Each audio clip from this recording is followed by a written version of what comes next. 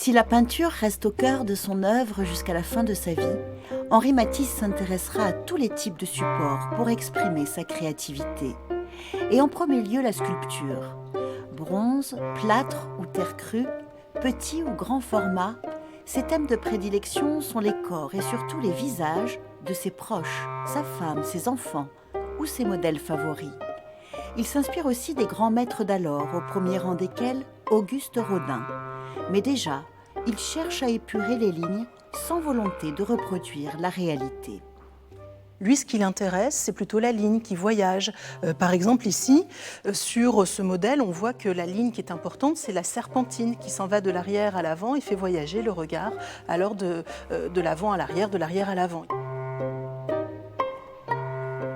La sculpture, finalement, est un médium pour lui qui est libre, qui va le rattacher à la matière et donc aux trois dimensions, et qui va alors lui permettre d'aller peut-être parfois même plus loin dans l'expérience grâce à ce médium par rapport au dessin ou alors à la peinture qui sont des supports plats.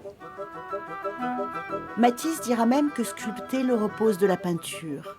Il réalise 84 sculptures tout au long de sa vie, dont une vingtaine que lui et sa famille lèguent au musée du Cateau, désormais à la tête du deuxième fonds le plus important en France, après celui du musée Matisse à Nice.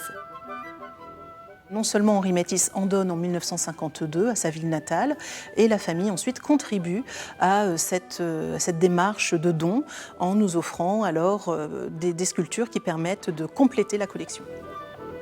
Dans l'entre-deux-guerres, l'art africain va se tailler une place de choix dans l'univers des artistes de l'époque.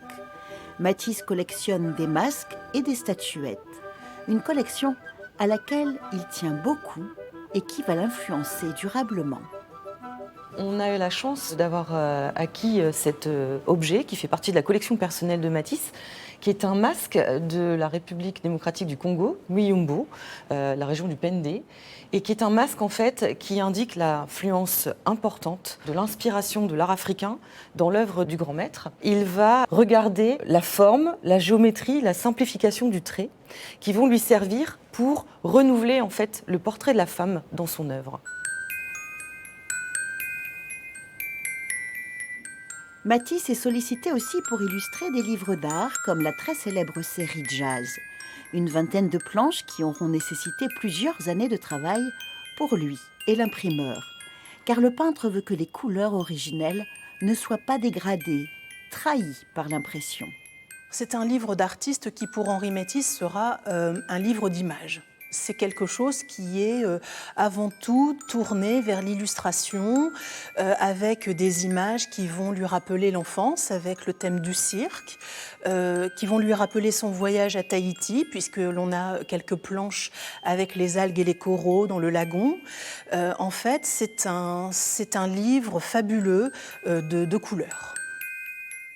Tapisserie, vitrail, céramique, Henri Matisse est un artiste polymorphe, un plasticien. Il crée jusqu'à son dernier souffle. La veille de sa mort, le 3 novembre 1954, à l'âge de 84 ans, à Nice, il dessinait encore.